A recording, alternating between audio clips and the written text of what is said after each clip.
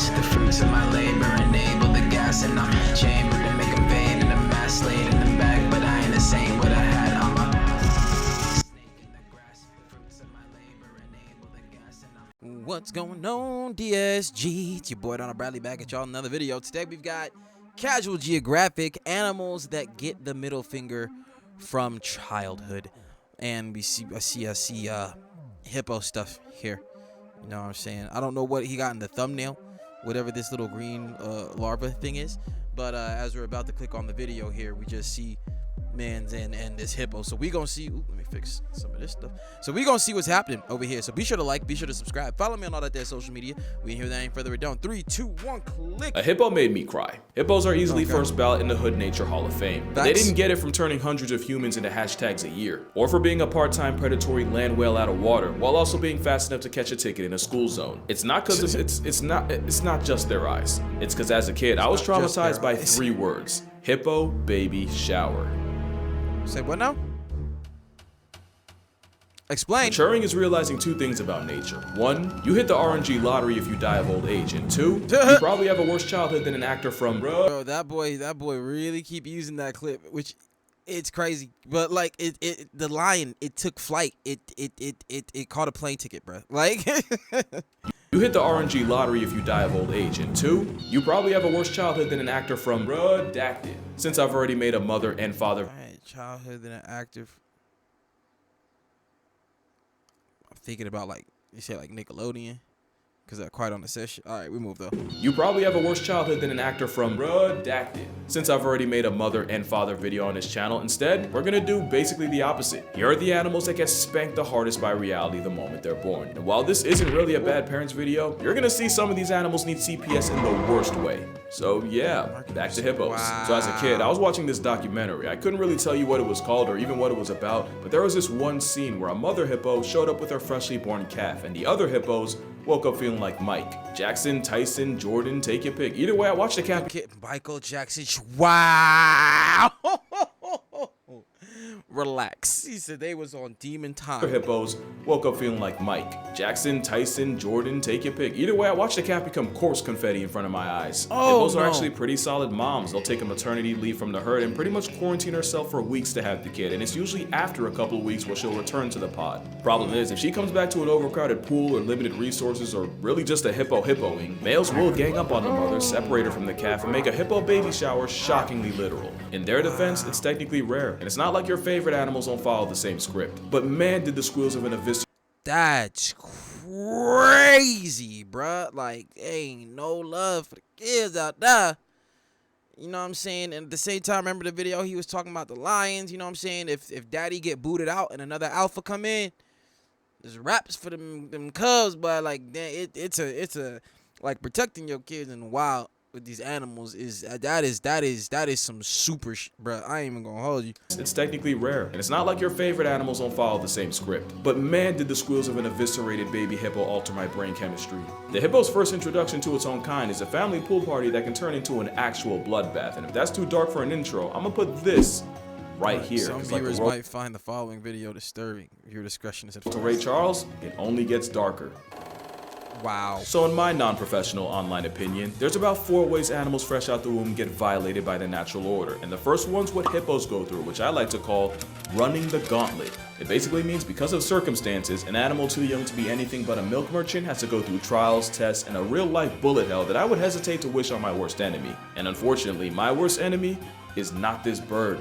You see, the barnacle goose had a problem. They build nests on high, cloud-caressing cliffs, away from polar bears and foxes, but their food source, aka their entire way of life, is at the very bottom. And because they're basically flying lawnmowers that eat mostly grass, they can't just mama bird food into their faces. And air Ubering them down ain't on the table either. So their only option is to jump. All the way down. The day-old flightless baby barnacles freefall up to 400 feet straight down. The Statue of Liberty would be a vacation for them, and 1 inch height of the ground, the tip of the flame is equivalent to 22-story building. It's the tallest structure in New York City. Hold on, bro. Oh shit, dang, bro. Like, what do you mean? Like, I don't want to have to jump to my death to get some food. That's a lot, nigga. Barnacles free fall up to 400 feet straight down. The Statue of Liberty would be a vacation for them, and the only thing breaking their fall are the rocks littering the bottom. Really, the only break they get is nature giving them a fluffy down coat and flyweight class to make the whole rock landing thing less of an immediate game over. But don't worry, it gets worse. The parent geese do help by calling out to the chicks and kind of coaching them down, but their encouragement can end up attracting the same predators they were trying to avoid in the first place. Also, as a conscious cotton ball, they go wherever the wind blows them, and if that happens to be too far away, they can get snatched by a raven before their parents even get to them. Not to mention, barnacle geese don't get full immunity. 10% of the chicks become a casualty to the cliffs, and only a third are alive after 2 days. Basically, this is the second animal in the row where baby shower sounds more like a sick joke, and wouldn't you know, they're not the only birds that don't need autumn to be a fall baby. Wood ducks have to eat themselves to be a fall, but he got bars and jokes. He do make raps, dog. And wouldn't you know, they're not the only birds that don't need autumn to be a fall baby. We need them animal raps, Wood ducks bro. have to eat themselves up to 50 feet out of their tree nest or starve to death inside. I didn't know water landing was a luxury because merganser chicks have to do the same thing, except the best they get are leaves. But at least with ducks and geese, they run the gauntlet, but they have their parents there the whole time. This crab could only be so lucky. The Christmas crab's named after the island. Oh yeah, no, he did a video on those things too, how they were like basically like taking over the whole fucking island, how they was moving, bro. Every year, the crustacean exodus travels from within the forest all the way to the coast by the tens of millions for, well, if you know what this drink is called, just know crabs have copious amounts of it. Walking to your spring break when you're only inches tall is a struggle enough. Doing it in reverse at tick size is veteran difficulty. Because a few weeks later, the Christmas crab progeny has to backtrack from the beach all the way back into the recesses of the jungle with the rest of the population. It takes over a week straight of walking, while dodging everything from cars to the people in them. And that's if they don't get spawn sniped on the beach by their own kind. By their own kind. That's crazy. Yeah, cannibalism. Because honestly, if I seen some shit like that, I would immediately start thinking that it was a bunch of ants.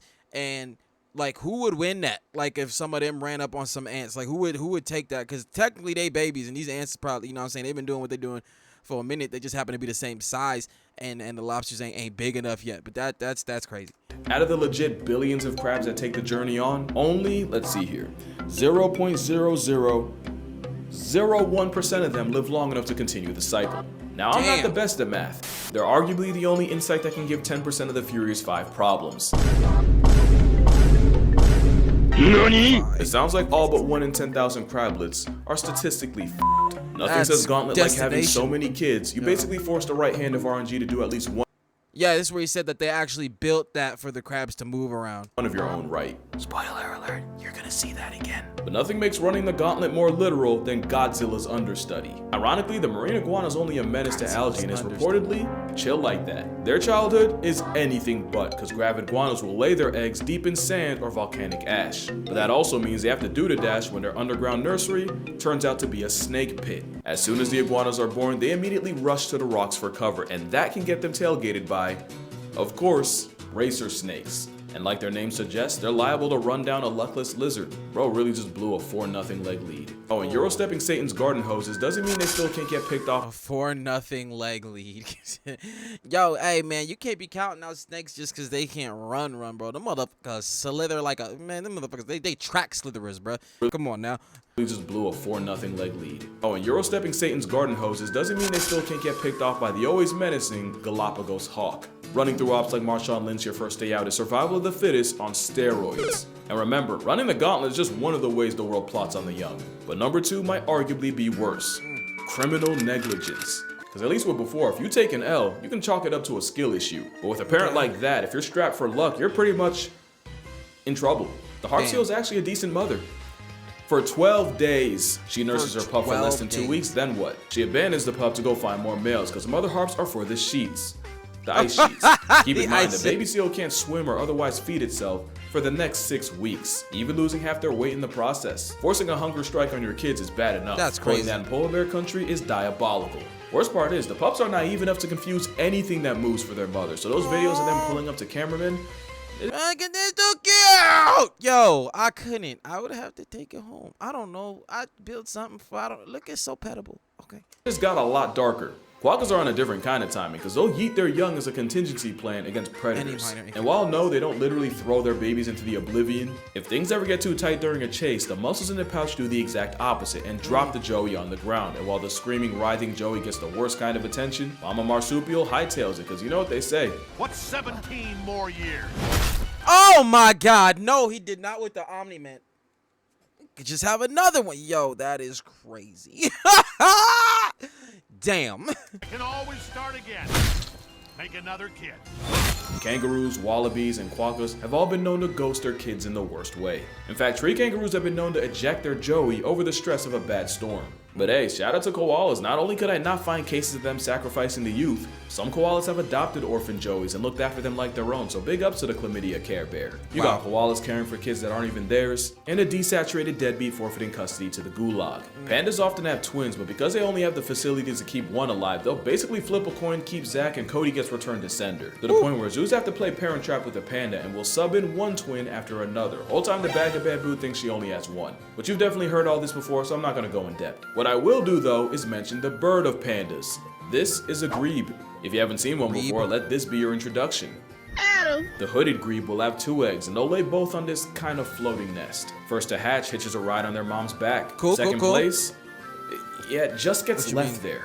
97% of the time, the grebe couple only raises 1 chick. It's bad enough when pandas do it, but at least the DreamWorks franchise isn't endangered anymore. Being critically close to being cooked while having a 1-child policy is just egregious. Oh my God. In fact, the average baby raised while having a 1-child policy is just egregious. Oh my God. Egregious. Okay. Okay. We know you got good jokes. That's the only reason we let that see. We know you got good jokes. So okay. In fact, the average baby raised per adult each year is 2. That's not a smudge. Make that 0.2. And yet there's a bird that might be worse. How could emperor penguins be here? They were in my Father's Day video, and the mothers aren't slouches either. But in a really cruel twist of fate, the very thing that makes them great parents can royally screw the chick over. Prolactin is a hormone that goes into overdrive once the penguin lays an egg and keeps going long after the chick hatches. And it's believed it's actually the high levels of prolactin that drives a penguin to make the long trip back to its chick after days of filling up at sea. The problem is the prolactin doesn't fall off if the penguin ends up losing the chick, and the parental drive can be so strong it forces them to kidnap someone else's. Not only can the chick get accidentally smothered in the process, most times the kidnapper loses interest after a couple hours, leaving the forcibly fostered chick to die, either of starvation, freezing, or getting turned out by a giant petrel. Oh, speaking of which, they'll really watch an ice-chilled vulture snatch their child in front of them and will do jack about it. I mean, sometimes they'll try. Until they don't. Imagine a plot of Taken, but if Liam Neeson was in the same room and didn't even move from his couch. To be fair, I honestly don't know what I was expecting here. Except better. Mind you, that's only the half of it. Literally. Because next is what I like to call, it be your own. You've probably seen videos of storks throwing their own chicks out of nests. It's cuz in survival of the fittest, fit isn't about strength or washboard abs, but fit is more like how good you are at making more of yourself and passing the genes off. Look like a liability, and most bird moms aren't going to waste the resources better spent on your bigger brother. They'll just subtract you from the census themselves. And that's not the only way parents can be your biggest op. Scorpions are dedicated enough to literally carry their entire family on their backs for days. But let resources get low enough and you'll see a spice roach having a kid's meal. And long-tailed skinks go full scorched earth. She'll try to defend her nest, but if she feels like it's getting invaded too often, eventually she'll say it and eat her entire family first. Funny thing is, most skinks will just lay their it's gonna be me. He said nobody eats these eggs but me. You know what I'm saying? We're gonna start over later, but we got a clean house. Oh my God. Eggs and peace out, but those in the area codes of egg-eating snakes will guard their nests. That is until the moms get pressed enough and become the predator. The burying beetle has a different problem. You see, this corpse roach will turn an expired rat into a nursery, but if there's too many beetleists, there won't be enough food and they'll end up small and underdeveloped. So the beetle will systematically murk a small percentage of her own children to keep the ratio honest, and science says it's the beetles that beg the most for food that get packed up. Seriously, the larvae that beetles can beg, by the way, but the ones that only do it when they're genuinely hungry actually have a better chance of surviving than the ones that do it constantly. In a weird way, it's like a creative tactic to reward honesty. But also imagine asking your mom what's for dinner and she takes your head off. Either that or it's a really messed up game of musical chairs where the biggest beetles get fed first until there's no food left, and the ones that get left out get terminated. Which is actually a great transition to the last pitfall of youth, sibling rivalry. Or it'd be your own part too. Spotted Be your hyenas own take part two. on-site literally. They will try to kill each other the moment they're born. And this ain't a friendly Disney Channel type of who? take on-site literally. They bring rivalry, or it be your own part two. Spotted hyenas take on Spotted hyenas on site. That is crazy, bruh. You fresh out the womb, like, boy, there are sharks in the water, ain't they? Say literally, they will try to kill each other the moment they're born, and this ain't a friendly Disney Channel type of fate. A quarter of the cubs born never make it out the den because of it. And considering the very process of birth can turn both parties into a hashtag, yeah, hyenas got it bad. So does this guy. The shoebill stork is one of many types of birds that will flatline their sibling to survive, and even with different species, the script is the same. The stronger chick gets all the food and attention, while the weaker one gets bullied and beaten into oblivion. That's crazy. That's crazy. These motherfuckers come out the womb with it. Like, what's good, bro? Like, y'all, because I feel like, y'all know Deadpool's about to come out, right? And there's a character in there that looked like Charles Xavier. That's supposed to be like his twin that he had to X out in the womb because she was going crazy. So, Often while the mother's watching. Heck, sometimes they serve the corpse as a victory meal. Oh, But no. arguably the most brutal case of competition happens in Tasmania. You know exactly where this is about to go. Tasmanian devils can birth 20, 30, sometimes up to 40 joeys, but somehow while their opossum cousins have 13 nipples and the short-tailed opossum has 27, the live-action Looney Tune got capped at 4. So now the blind, hairless, raisin-sized joeys have to somehow race their way from the birth canal all the way to one of 4 milk faucets. As you can guess, the first 4 to feed go on and grow. The remaining joeys get canceled like a Friends spinoff by the mother who eats them alive. I know I said musical chairs earlier, but this is That Meets Saw, directed by Casey Anthony. And somehow there's an animal that gets done even worse. The sand tiger shark can have up to 50 embryos inside her uterus. yeah, no, they go crazy inside the shark. Like, they be going after each other in the womb. Like I just told you with the X-Men stuff. Yeah, I've seen this one on something, and it might have been him. Shit, I don't know. But Problem is, one litter can have multiple fathers. So once one of the embryos grows big enough, it swims around and starts eating all the others. And they don't just wipe out all the smaller embryos. Once the pup clears them, it then eats all the unfertilized eggs in the uterus. And you know these sharks duck zero smoke, because the way we found out was from a scientist poking around a pregnant shark's uterus and getting his hand bitten by an undercooked pup. It's a special kind of spawn killing when you don't even let them spawn, but it gets even more meta because sand tiger sharks have 2 uteruses, so usually have 2 pups. And apparently some predatory pups will swim from one uterus to another and murk everything in sight. That boy said, we cleaning a house. I don't give up. Bro, hold on. I'm going to go to my neighbors. You know what I'm saying? We're going to see what's happening over there because I heard they was talking too.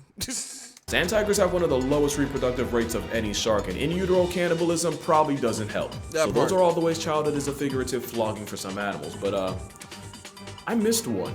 I missed the animal with arguably the worst childhood of all. What animal could that be? How about the one that has to deal with all of this? The gauntlet, the rivalries, the occasional cannibalism. If you didn't think it could possibly get worse, be glad you're not a sea turtle. Baby sea turtles got the Tasmanian devil experience. Yeah, because, well, I can understand. You gotta let me know the your own part, but yeah, their journey from eggs to the water, bruh, it's literally numbers games, bruh. Like, you just gotta hope it ain't you, because people, they getting picked off. You literally got motherfucking birds and other animals that migrate based on this pattern because they know the turtle's about to beat us. That's crazy. Experience on brutal, because not only do they have to crawl for their lives from beach to sea, they also have to worry about getting digested alive in a vulture's stomach, crushed to death by crocodiles, and even having their eyes gouged out by cutthroat crabs. Oh no. And yeah, that one's still alive. And that's just on the beach. Even if they hit the water, they're likely to get griefed by reef sharks, and in open water, threats like the dolphin fish are liable to turn turtles into hard candy. Some species improve their chances by going at night and using the moon as a guide, but man-made lights can confuse the turtles into going the wrong way on the highway. And this ain't Mario Kart, there is no Lakitu to bail them out. And even though sea turtle cannibalism has only really been seen in captivity, I would not put it past the wild ones, cause, well, remember when I said baby birds are like the potato chips of nature? Baby turtles are like the Kit Kat bars of the beach. Turtles got it so bad that their literal only defense is just having so many kids that doesn't matter how low the odds are. They just have to not be 0. Let's talk numbers. If the average sea turtle lays, let's say 110 eggs in a clutch, and each lady turtle has an average of 3 clutches in a season, with about 100,000 females nesting at the same time, assuming only half the eggs actually hatch, you're looking at over 16 million hatchlings storming the beaches like Normandy. Numbers carry them so hard are that sea turtles will actually sing to each other while in the eggs to make sure they're all on the same page and hatch at the same time. Good thing for that, because in some species, only 1 in every 10,000 turtles born live long enough to make it worth it. The ones that do spend most of their lives at sea until one day their internal GPS takes them hundreds, if not thousands of miles back to the beach where it all began. It's almost inspiring, you know, every sea turtle you see was that turtle out of thousands, and if they can make it out of that, hey, maybe we don't have it so bad. Yeah, let me stop right there. Turtles might as well be named after all the shit they take. Imagine nature gifting you a real-life bullet-hell middle finger for your birthday, and this is the fastest you can go. But yeah, that's gonna do it for this video. Make sure you drink water. Let moms know you appreciate that. Out of all the things she could have been, she's not a harp seal. I hope. If you're trying to see turtles for real, Cayman Islands Turtle Center, 100% recommended. And unless you're a baby turtle, I'ma see y'all in the next one. Unless you're a baby turtle.